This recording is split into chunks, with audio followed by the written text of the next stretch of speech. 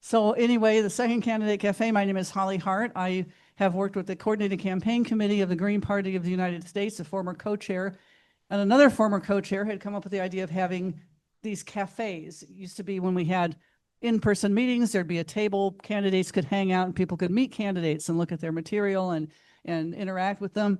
When we had to have virtual meetings because of COVID, we had these little drop-in Zoom meetings where it was like a Zoom cafe and candidates could chat informally about their work and reasons for running and offer tips and challenges and other informational fun things. So what I'd like to do is, as we did yesterday, I'd like to go around and have each person introduce themselves. And one thing we did find out, I think we had talked about, one of the things we do is help train people and hone people's skills. So I'd like to hear your name, what you're running for, where you're from, what you're running for, and then your quick elevator pitch. I'm Ms. Voter, and I really am not paying attention to politics. As you mentioned, when is the next Olive Garden going to come up? What do I care? What's in it for me? What are you going to do for me? Why should I vote for you? Basically, you need to tell me why you're running, what's important, but why should I vote for you? And I know we have several people running for office here, and I do know we have one person who is an office holder and mayor. So I'm going to get started first with. Do you want to start first? Okay, let's start with Michael Cooper here. Go ahead. When you're done, you can press. Okay. I am Michael Cooper. Glad you all can be here. I serve on the CCC, the Candidate Coordinating Committee for the GPUS as the co-chair. I'm glad to see so many people joining us this early morning. I live just over there in Indiana. I had a 40-minute drive in this morning, so and hope y'all are enjoying Midwest for those who are not in this area. I will say one of the biggest issues in Portage, where I run, is Olive Garden, and that came up at quite a bit of the things. And the current mayor, who I lost to, is they're going to be opening an Olive Garden.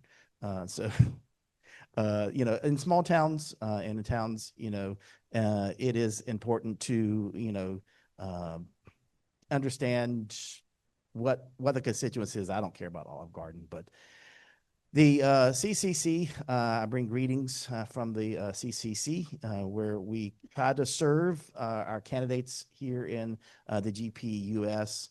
I do bring apologies. We have not been the most, I don't want to say functional this year, as functional as we can be, and in support of our mission to our candidates this year. A lot of issues that have been happening with our committee and with the GPUS in general, relating to candidate support. A lot of just like drama issues are rising, particularly around our federal candidates. And a couple years ago, when the CCC kind of carved off or dumped, depending on how you want to say, our federal candidates, and they kind of got dumped back on us this year with the closure of the GCCC, with still keeping us a budget of zero. So it's been a challenge as we've been trying to get reorganized as a committee to work for you and to help each and every candidate that we can. We do face a challenge. There are 50 U.S. states, a territory, one Washington, D.C., plus 5 inhabited territories in the United States. So that means there's probably a couple 100,000 different types of elections that we were kind of tasked to cover. In Indiana, we have a guy that runs every 4 years for the Kanawha Town Council, town of about 550 people. Butch Ware, who's running in a state that ran in a state of almost 40 million people. So we have a wide berth of candidates that we try to support, from candidates dealing with issues about when you're going to bring an Olive Garden to, major statewide or government national fiscal policies. And so we're here to try to serve you. And so we are trying to get reorganized to support candidates this year. So any suggestions or needs, or as you go around, do let us know about what those are. And I will also, our election cycle for next year, which is where we have our local elections in Indiana. So I am contemplating running again for my town. So I'm going to be in the same seat as many of y'all are this year. So thank you. And I'll pass this on to the next. Yes. An elevator speech. I do not like Olive Garden. Any restaurant where their paradigm is based upon when you enter the door, you're going to wait 20 minutes, no matter if there's an empty restaurant or a full restaurant, just so that you, and feel like you are, getting, something precious when it's basically, 50-cent worth of pasta and some breadsticks. Yes. But yeah, so at Portage, Indiana, we are in the national park. So I've really focused on a lot of the Indiana Dunes National Park. If you do chance to visit Northwest Indiana, do visit the southern part of Lake Michigan. But how do we grow into that new designation that came into our city? We have a lot of legacy with the steel production industry. We have a couple of the largest steel mills in Portage and East Chicago, which is just down the way. And how do we transition from the old legacy of how the Indiana Dunes was utilized to get away from the industrial past into a more conservation-focused future for Northwest Indiana. And I got 49 votes when I ran for mayor, or 64 votes when I ran for mayor. Which means nothing to any of you. But basically, it's a huge rural district that's been run by a Republican that's been in the position for 20 years. He's run unopposed for the last 10 years. And so I got interested because I think that's horrible that there's somebody that hasn't been opposed. So I, first of all, ran to oppose him. As I got to know the situation and the district, I come to realize that the first thing, I just started my campaign about a week ago, so I'm not very organized. I don't have any pamphlets or a website. I do have a donation site, so, but anyway, what I realized is that the current person, since he's so stable in his position, is not listening to the people of his district. And so he's basically got the corporate PAC money going, if you can say that in Oregon for a representative. But basically, he only listens to the industries.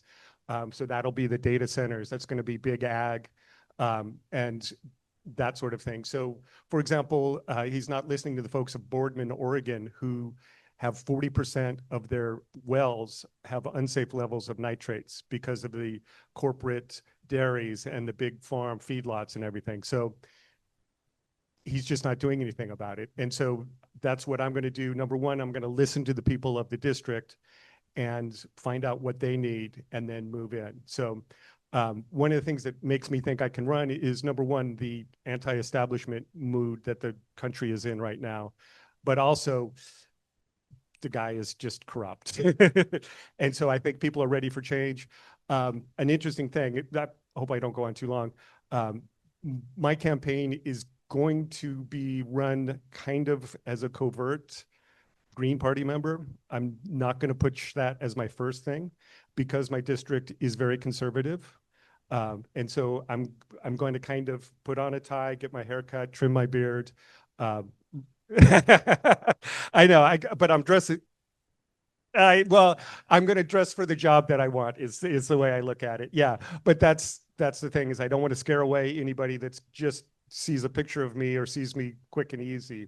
I'm going to stand by the green values, so I'm not going to compromise any of that, but I'm just going to try to look as generic as possible so that I don't scare away people who aren't team red, right? So that's my pitch. All right.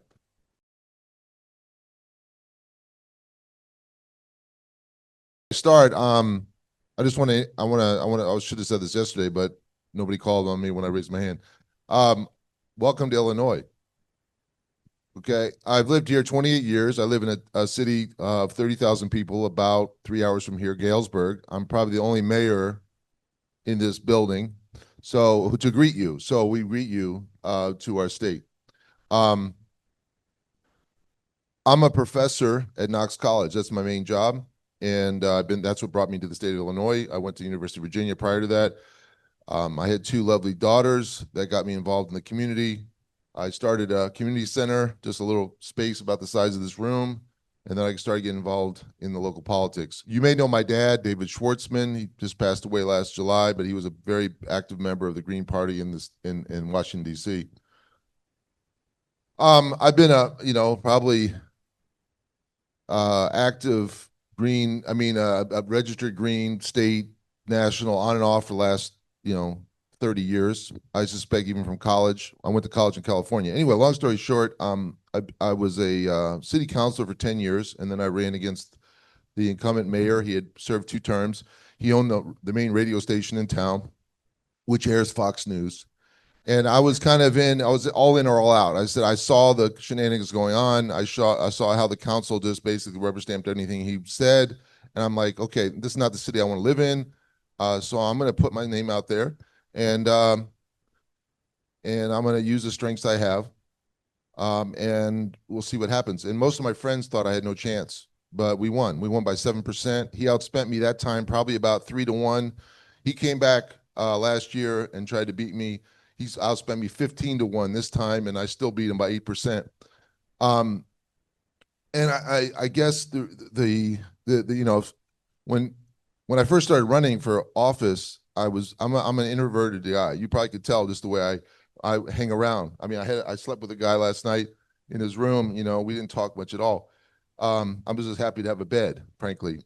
But I'm kind of introverted, but I got out of my shell. I knew if I was going to run and win as a professor in a town where only about 15% of the people have a bachelor's degree, I was going to have to get to know the people. And so I went knocking door to door, had to run off some porches as dogs approached me and things like that. That happened a few times, and fortunately I didn't get bit. But nonetheless, I had to do that, and I hated it. I didn't enjoy it, but I knew I had to do it. But 15 years later, honestly, I love it. I got to the point where I love to knock on people's doors. Now, only about 1 out of 5 people open their doors, but those 1 out of 5 are the people I need to connect with. And I just have a conversation with them. At this point, since I'm the 2-time elected mayor, I go out now even and talk to them, and just to see what's going on. What are your issues? What are you concerned about? What can I help you with? Here's my card. Here's my phone number. I have 1 cell phone. I didn't even have a cell phone, in fact, until I ran for mayor. I didn't want to ever have a cell phone. Got a cell phone, and everybody in the town knows my number. I don't have a secretary. I'm a weak mayor. You may know I can't put anything on the agenda. I don't vote except in very rare instances. We have a city manager who gets paid $185,000 to do the work and run the city, and I'm there just pretty much to make sure that the city doesn't drive off off a cliff. But I am also the person knocking on doors, and I'm the person they see at the festival, and they see downtown, they see at the restaurants, and they see, I have a social media thing that I'm doing, and so my pitch really is directed at the individual. I want to get to know them as much as I want them to get to know me, and I think that's unusual in today's world. Because you can knock on the door and say, I'm Peter Schwartzman. I want you to make this. I make all these promises, and that's what they see on television, and they don't believe any of it anyway, right? So my goal when I knock on people's doors, how you doing today? What's going on? I'm your mayor. You probably have never had the mayor walk up to your door. So if you don't recognize me, at this point, I'm pretty recognizable, but that wasn't necessarily the case in the past. And I just feel like being approachable, being responsive, is critical. And to your point, like,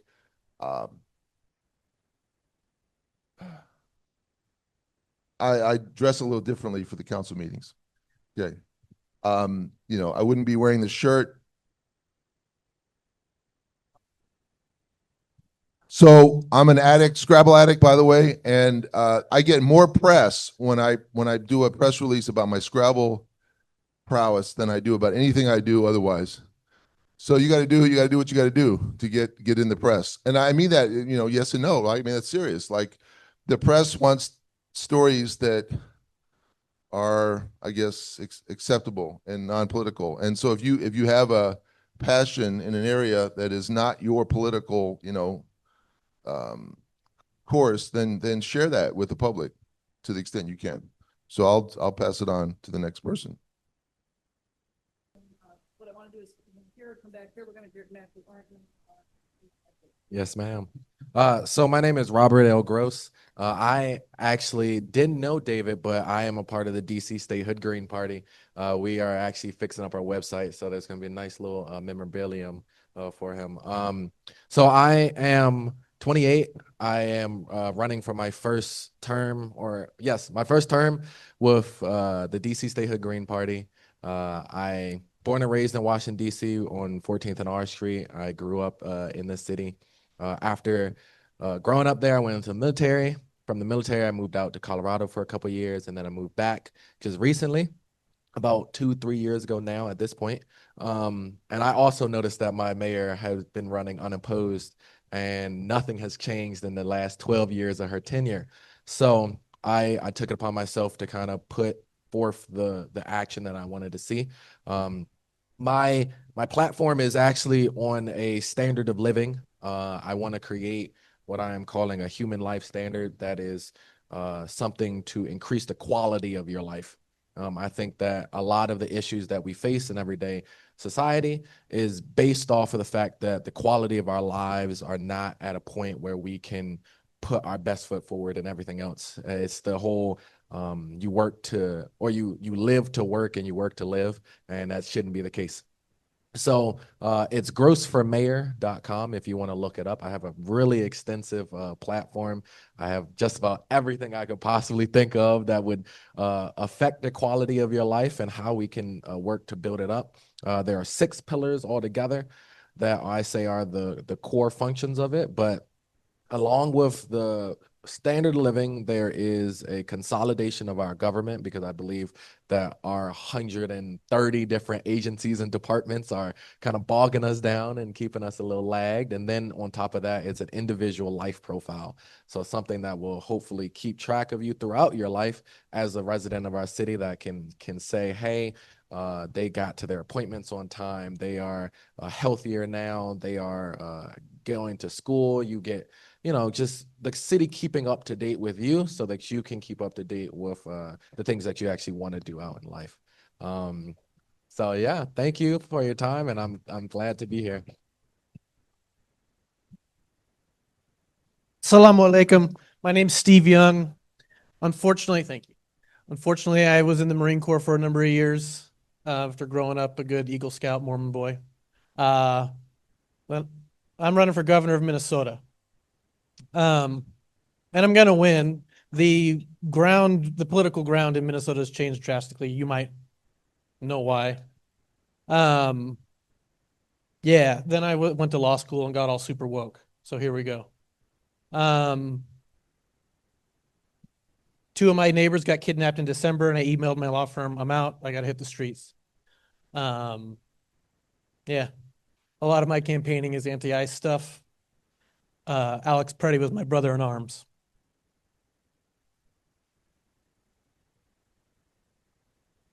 But I'm also communist, so we're going to do single payer health care. We're going to save the environment. We're going to give everybody green jobs. Yeah. I'm running because after Alex was murdered, I started getting real reckless, and some comrades took me aside and said, you got kids, you need to relax. And then Cam Gordon of the Green Party found me, and he liked the cut of my jib. So here we go. Yeah, wedding bells. Let's do this.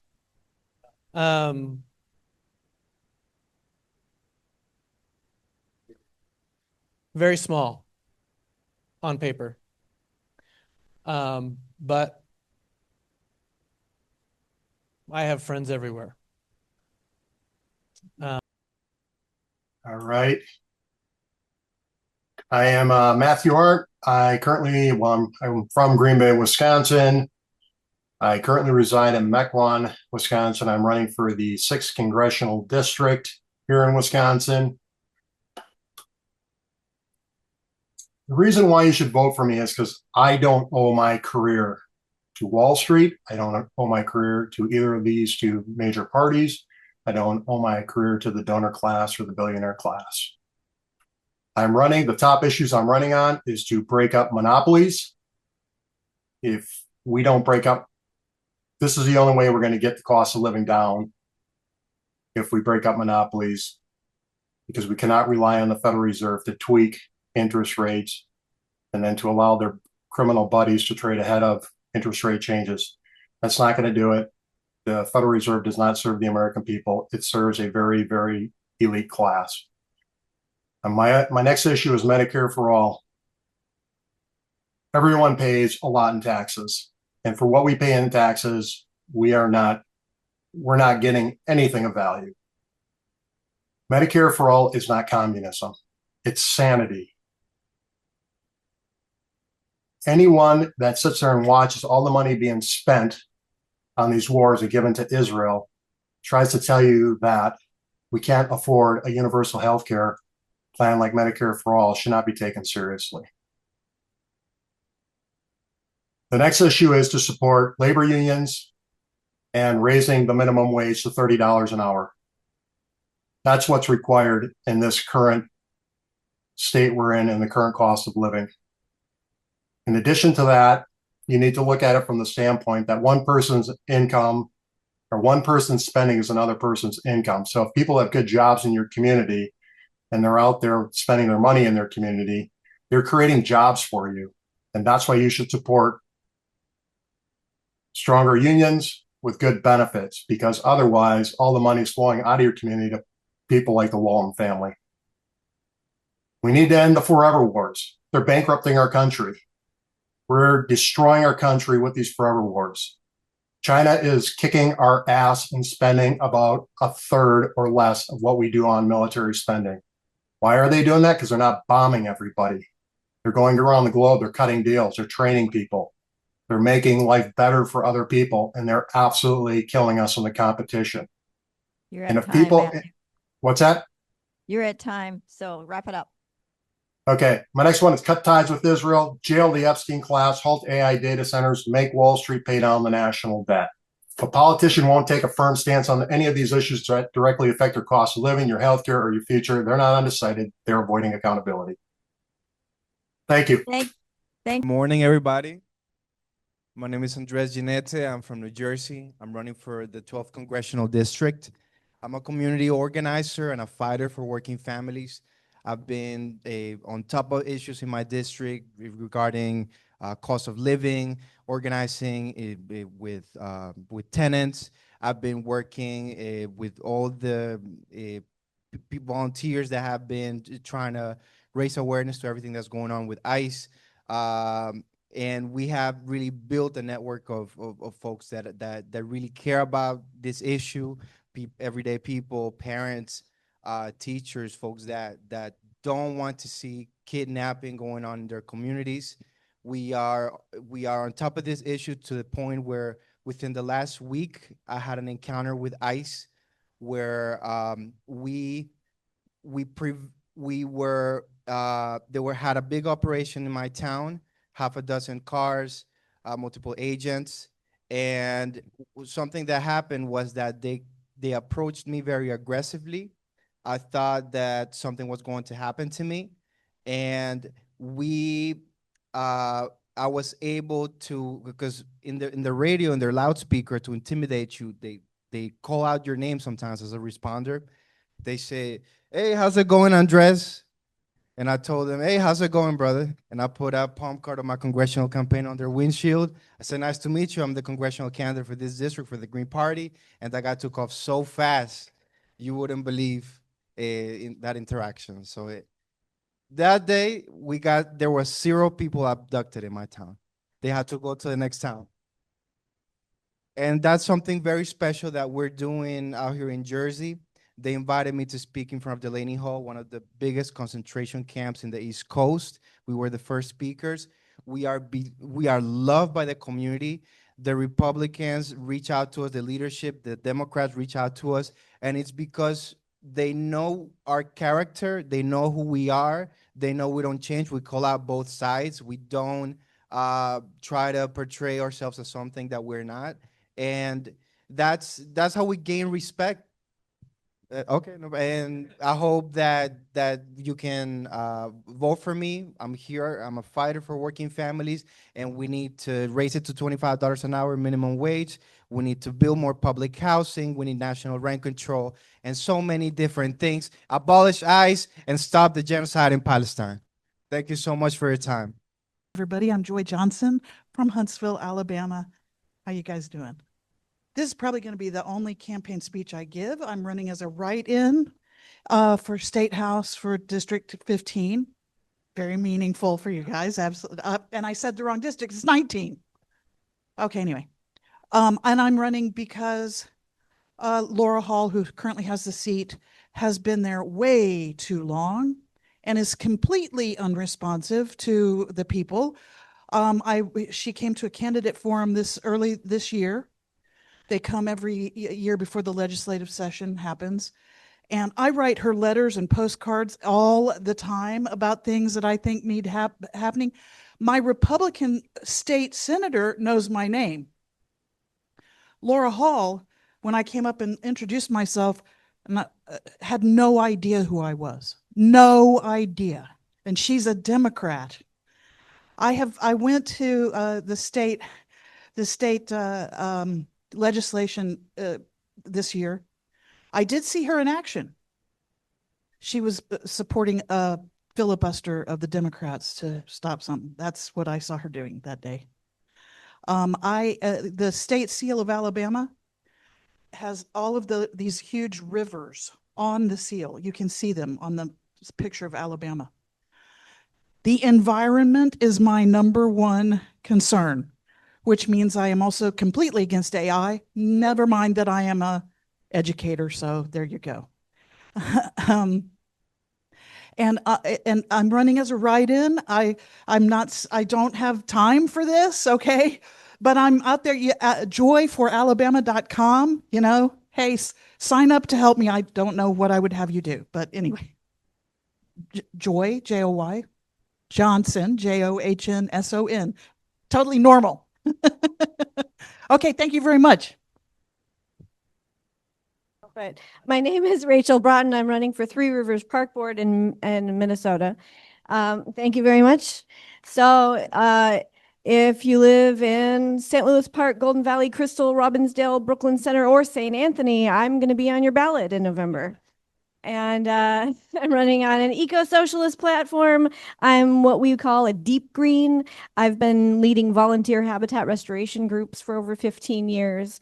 I can name the berries that are on the trees, and I can identify plants when they sprout up in the spring, or milkweed when it comes up a little later than the spring. I want to bring that experience and my knowledge of natural resources and habitat to the park board. The park board currently is really focused on the recreation piece of the park board. And so I would bring some balance and, a diversity of knowledge. And then I know that the park board voted down a separation ordinance. which would have put signs in the parks saying that ICE isn't allowed to stage operations in our parks. And there have been reports of ICE both staging and actually carrying out operations in our parks. And yeah, they voted that down. So if we can turn over enough of the park board members, then we're going to bring that back up for a vote. Lastly, future focus. So we're talking about climate change, and climate mitigation techniques. So playgrounds need to have canopies. It's okay to have solar panels over parking lots, but I want to focus on efficiency. So park buildings, for instance, can be, renovated to be more efficient. Talking about a passive house standard. And that's pretty much me in a nutshell. I'll do my spiel. Oh, you have something to say. Oh, you had some media tips or some things. Why don't we do this? Because this is one of the most important things is how you sell yourself. I know it sounds bad, but let's get the filmmaker to just say a few pointers. I will mention too, we will be having, and he'll be hearing from him about coordinating a campaign committee and campaign schools where we hope to help people come plan strategies, campaigns, and hone your skills. So quickly, Gary. Hi, my name is Steve Sarsfield. I'm not only a filmmaker, but I also own a marketing company. And for the last 3 election cycles, I've helped several campaigns in my local area to winning campaigns. A few of them didn't win, and they were the ones that, quite frankly, didn't take my advice and my help. So I have a few quick pointers for you all that will definitely help your campaign. Anybody know what Toastmasters is here? Anybody here actively participating in Toastmasters? You'll agree. I heard a lot of verbal garbage. Do you know what verbal garbage is? And I heard some meandering speeches. Take Toastmasters. Not only will you learn public speaking, but you also will get a core group of people who now will become your supporters and what is it called? Loudspeaker, spreading your message. Definitely do Toastmasters. I have volunteered in my community to record all public debates in my section, in my whatever, I don't know what it's called, in my area. Record your public debates. Make sure they're recorded. The reason I volunteered was because they were all sponsored by chambers of commerce and they were all behind a paywall. And that information should be public. It should be available for everybody. It should not be behind a paywall. So make sure you get your debates, any public appearances, record it, use that as fodder on social media. And this is the biggest one, social media. If you do not have a social media presence, you are hurting yourself. We can knock on as many doors as you want, put up as many expensive signs and mailings as you want. But especially if you're looking to reach the younger voters, you must go on social media. I'm going to give you a few quick tips about it. When you get home, think of 15 reasons why you should be elected. Write those down. Write down those 15 reasons.